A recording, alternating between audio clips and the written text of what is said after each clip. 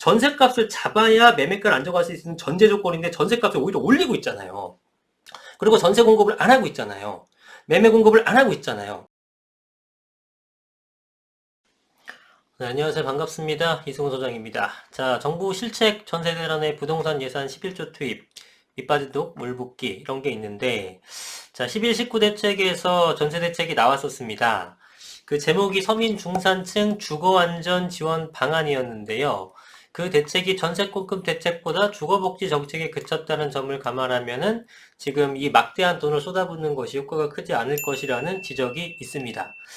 자, 그래서 주요 증액 사업, 그러니까 기존에 당초 정부안은 7조 6천억이었는데 여기서 3조 2,300억 정도가 증가해서 10조 8,613억 원이었고요. 올해 예산보다 2배 가까이 증가했다고 하는데 주요 증액 사업을 보게 되면 매입 임대 확대가 2조 3천억 정도가 됩니다. 제일 비중이 큰데 제가 지난 영상에서도 말씀드렸습니다만은 매입 임대는 사실 별로 의미가 없다. 왜냐하면 이 매입 임대라는 건 뭐냐면 시장에서 민간 그 업자가 건설업자가 지은 거를 정부가 매입해갖고 다시 제공을 하는 거예요. 근데 민간에서 공급을 하든 공공에서 구입한 다음에 공급을 하던 전세 공급 물량은 비슷합니다.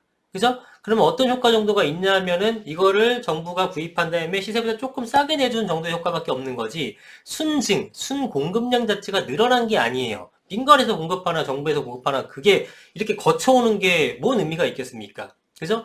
오히려 그 민간에서 제공을 하게 되면은 실제 그 임대도 있겠습니다만 분양도 할 수 있잖아요. 내가 거기를 전세로 들어갈 수도 있지만 집을 매수할 수도 있잖아요. 그죠? 네, 그런 것들을 내 집 마련이 오히려 임대로 싹 다 가져가 버리니까 매물 물량이 오히려 소진돼 버리는 없어져 버리는 그런 부작용도 생겨날 수 있고 그래서 매입 임대라는 것은 순증 효과가 없기 때문에 건설 임대 외에는 순증 효과가 없기 때문에 거의 의미가 없는 수준의 대책이다라고 제가 말씀드렸는데 여기에 가장 돈을 많이 투입하고 있는 겁니다. 그죠?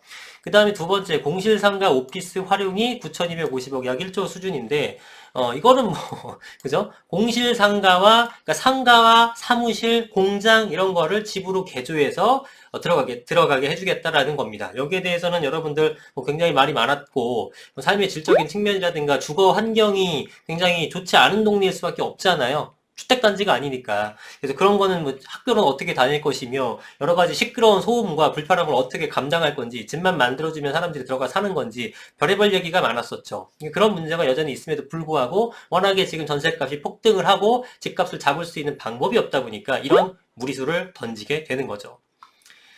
자, 그러니까 이제 첫 단추를 잘못 껴놓고 단추를 다시 풀면서 하면 되는데 첫 단추를 안 좋은 상태에서 어떻게 회복하려다 보니까 막 난리가 나는 겁니다, 지금. 그 다음에 공공전세현 주택 도입 1조 8천억 원. 이게 공공전세현 주택 도입이라고 만약에 건설 임대라면은 요런 거 정도가 효과가 있는 건데 요런 건 문제가 뭐냐면은 땅을 매입해서 건설해서 실제로 공급되기까지 시간적 괴리가 있다. 지금 당장 뭐 하루하루가 다르게 전세값이 올라가고 있는데 이런 부분에 좀 그 단점으로 부각되는 거고요. 그 다음에 오피스텔 사업자 전세 전환 시 기금 대출 1,500원, 1,500억. 그 다음에 통합형 공공임대주택 중평형 신설이 1,800억. 사실은 공공임대주택 중평형 이게 사실은 제가 볼 땐 급한데 돈이 여기 많이 안 들어가죠. 이게 왜 중요하냐면은 실제로 지금 전세난이 있는 거는 뭐 빌라, 아파트 가릴 것 없지만 아파트 쪽에서 굉장히 심화되고 굉장히 가격이 높아지고 있는 거 아니겠습니까? 그런 보통 3, 4인 가족들 그분들이 필요한 게 이런 형태의 평형대인데 지금 여기에 신설된 금액이 이거밖에 안 들어가는 거예요. 굉장히 미비하죠. 지금 11조라 그러면 1,800억이면 2% 내외인가요? 이 정도밖에 안 되는 거거든요. 굉장히 부족한 거고 반면 지금 뭐 매입 임대나 이런 것들 뭐겠습니까? 여러분들 다 다세대 뭐 빌라 이런 것들인데 상대적으로 이런 것도 물론 문제가 되지만 아파트 부분에 대한 전세를 잡기 위한 방법으로는 지금 턱없이 좀 부족한 모습을 보이고 있는 겁니다. 자, 그래서 2021년 상반기까지 총 공급 물량의 40% 이상이 전국 4만 9천 가구, 수도권 2만 4천 가구를 집중 공급한다. 그러면 여러분들 지금 상반기 됐잖아요. 이 상반기까지 이 정도의 숫자를 공급하려면 어떻게 됩니까? 지금 이미 건설 중이거나 건설된 거를 지금 제공하는 거잖아요. 결국은 매입 임대입니다. 아까 매입 임대 문제점 제가 말씀드렸죠? 거의 효과가 없다. 네, 거의 효과가 없다. 그 다음에 하반기에는 공실상가 오피스 숙박시설의 리모델링입니다. 왜냐면 지금 지어서 하반기에 공급이 잘 안 되기 때문에 당연히 이런 거 대수선, 그러니까 수리하는 거 정도는 하반기에 할 수 있겠죠. 예, 이런 게 들어오는 겁니다. 그러니까 올해는 매입 임대 아니면은 그러니까 기존에 어차피 나올 만한 것들 플러스 비어있는 상가, 사무실, 공장 이런 것만 나오는 거예요. 그러니까 올해 당연히 전세 가격이 여전히 폭등할 수밖에 없는 상황이 되겠죠. 자, 그래서 지금 여기서도 기사에서도 지적하듯이 3, 4일 가구를 위한 아파트 공급보다는 다가구 주택, 빌라, 오피스, 숙박시설 공급 계획이 대부분이라 전세 대책으로 부족하다는 평가가 나올 수밖에 없죠. 그래서 11조 원을 쏟아부어도 전국적으로 번진 전세난을 잡기에는 요원하다는 분석입니다. 아파트 공급을 주어라 늘리지도 않으면서 빌라 다세 주택을 공급하는 땜질식 대책에 11조를 퍼붓냐? 성토가 늘 수밖에 없죠. 재개발 재건축이라든가 이런 것들 또 분상제라든가 이런 걸 통해서 지금 공급을 아파트 공급을 굉장히 위축시켜 놓고 공급이 위축된 상태에서 임대차 3법에서 완전히 수요는 늘려버리고 이렇게 돼갖고 거의 뭐 혼돈의 시대를 만들어 놓은 다음에 대책을 내놓은 게 아파트를 내놓는 게 아니라 빌라 다세대 주택. 그러니까 아파트 살지 말고 빌라 살아라. 12평인데 4인 가족 삶이 충분하네. 내지는 꼭 빌라에 살아야 되느냐, 방이 꼭 3개가 필요하느냐 이런 얘기를 하고 있는 겁니다. 얼마나 답답하시겠습니까? 그래서 한국감정원에 따르면 지금 전세 가격이 0.66% 상승을 했다고 하는 거죠. 여러분 0.66% 별거 아니가 아니라 0.66이면 계산해 보시게 되면은 12달이라 그러면은 8%, 7.92% 8%거든요. 근데 2년에 한 번씩 전세 가격이 바뀐다고 하게 되면은 곱하기 2, 뭐 대충 16% 정도 오르는 거죠. 그러면 16%라고 하게 되면은 예를 들어 5억짜리 집을 갖고 있다. 그러면 2년 뒤에 5억 8천이 되는 거예요. 여러분 2년 만에 8천만 원 모을 수 있겠습니까? 못 모으죠.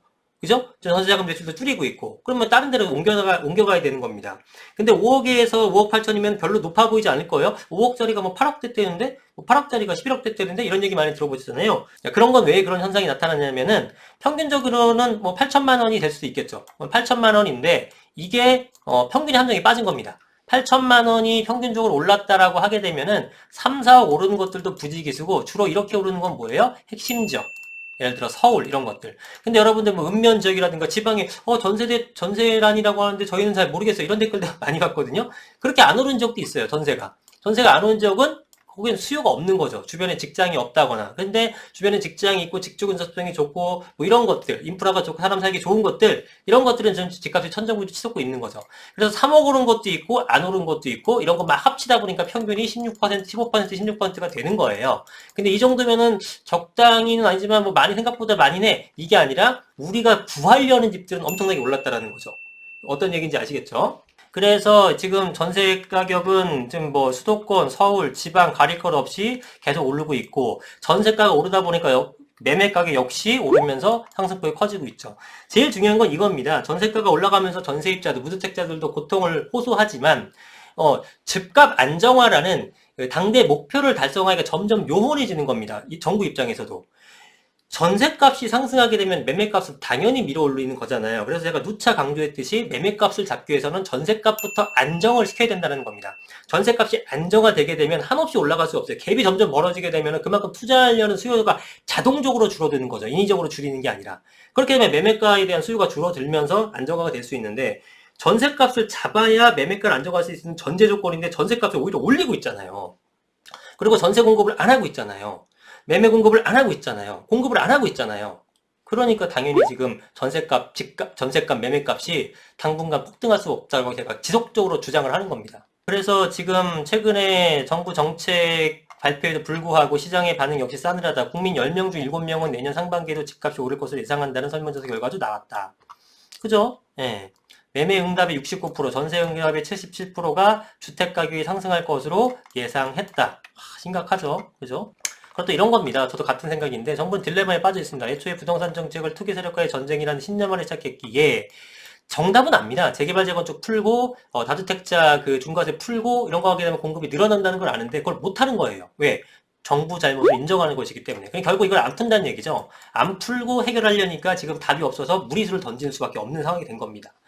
그래서 11조 원의 막대한 예산이 현 전세대랑 담지할 수 있으면 아깝지 않겠지만 근본적인 대책이 아닌 결국 임대주택 공급이라는 임시방편에 불과하다. 애초에 공급을 충분히 늘리는 정책을 내놨다면 이 예산이 필요하지도 않았을 것이라는 점에서는 아쉽다고 답했다라고 합니다. 지금 전세와 매매가 상승을 잡을 방도는 있는데 정부가 그 정책을 그런 방법을 쓸 어떤 현실적인 모습은 보이지 않기 때문에 문제가 계속 올해도 전세가 매매가는 상승을 할 것으로 보인다라고 보는 겁니다. 참 안타깝습니다. 부동산이 계속 오르는 거가 저도 좋아 보이지 않아요. 그래서 집값을 안정화됐으면 좋겠는데 지금 자꾸 거꾸로 가는 정책을 쓰고 있기 때문에 좀 답답함을 느낍니다. 오늘 영상은 여기까지 하겠습니다. 감사합니다.